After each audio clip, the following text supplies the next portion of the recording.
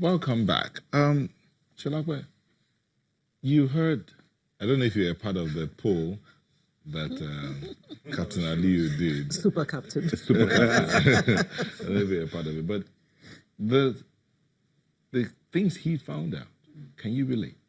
Very well. Very well. I think he's done a very good job to capture the entire position in terms of the reality that we have on ground regarding households. And, of course, the method he used, sampling opinion from families, very, very practical. So we're sure that the feedback we have from him now, there are things that people can relate with and people that have experienced. Okay, personally, I also think that I've had a few experiences because at a time in my life I had a set of twins.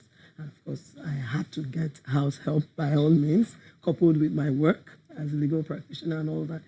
So it was a necessary requirement. But for me, I think what helped was that I also had home support to stand in with the house helps. So it wasn't, like you said, whoever is your domestic staff, they have access to you.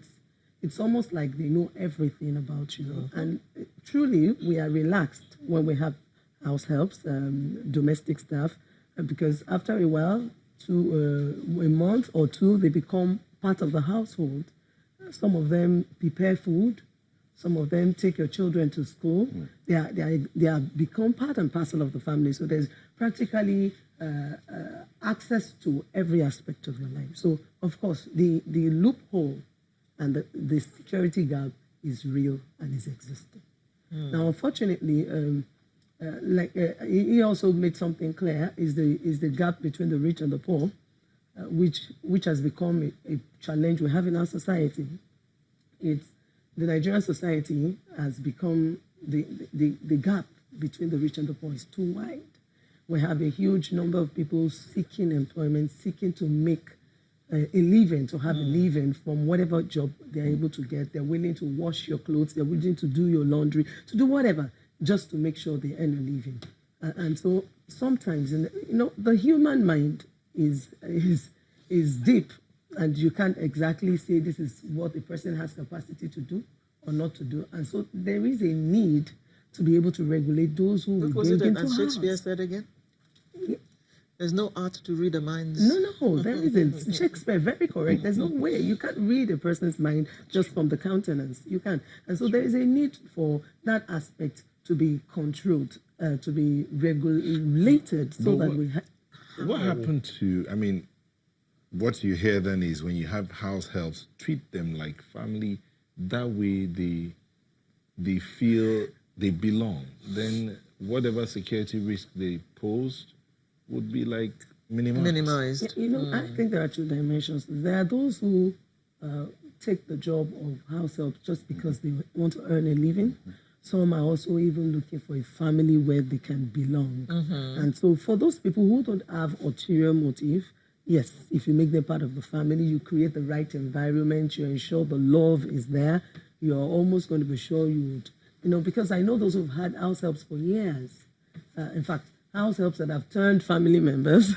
I know somebody that I met at the Polytechnic many years back in the 90s. By the time we got talking, I later discovered that the family she was living with somewhere in Ikoyi, she started living with them as a house help. And they took time and sent her to school. At the time I met her, she was in the Polytechnic. That was back in 1997. Oh, so that's a long time ago. Maybe those kinds of house girls don't exist anymore. I don't want to agree with you. I don't think those kind of house helps don't exist anymore. They do exist. Unfortunately, I think that the society has become much more dangerous, so to say. Mm-hmm. Our social construct as a nation is warped. We seem to love ourselves less.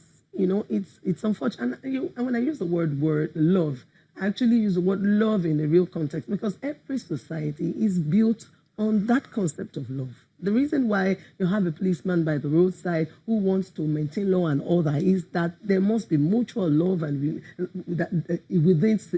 amongst citizens. That's the fabric of the society. In the absence of that, there's a whole lot of chaos. And I think that's where we have come to. The need to have our needs met, the finance, the economics involved, the fact that the poor are very poor and nobody seems to be hearing them, is creating that gap. Then you have some exclusively rich people, like Captain Aliyu said, who will now begin to think, if I work in this estate, if I have access to this class of people, then I can have the kind of life I want. Now, so it now goes beyond their mind. It becomes a survival thing. I need to make money. I need to be able to also make a living and become the kind of person I'm seeing around. So this is society. Captain, in the light of the dangers we face now when we want to employ help, because by and large, we need help. Really, we do.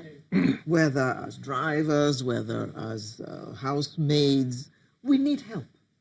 So what kind of guidelines are you going to say that we should follow so that we don't fall victims to these people, these ones who are businessmen and businesswomen, so to speak? 3 guidelines. And these ones came interestingly from these 40 respondents, but they were non-nationals. You know, 2 of my friends, they're not Nigerians. And when I read through their responses, something clicked in my head, and I was like, of all the cases I've had, I'm yet to hear of foreigners being victims of these gruesome things. And I paid 2 of them a visit at home. The first one, as I told you, is our house helps. We don't know them beyond the agents. That too was a handicap for them, but they got through it another way. And they talked to me about it, and it was interesting. Driver, security man, or house help, they don't pay cash. Even if you were an illiterate, they encourage you to have a bank account. Now, where's the magic there for security? It's in the biometrics. When they drop off radar after doing something, the time and effort it will take the police to track them, all you need is to follow the due processes, get the necessary clearances, and you'll be amazed what the banks will give you, from facials to prints to referees, and even put a lien or something of that nature on that account in wherever they withdraw it or use the account. And it goes beyond that.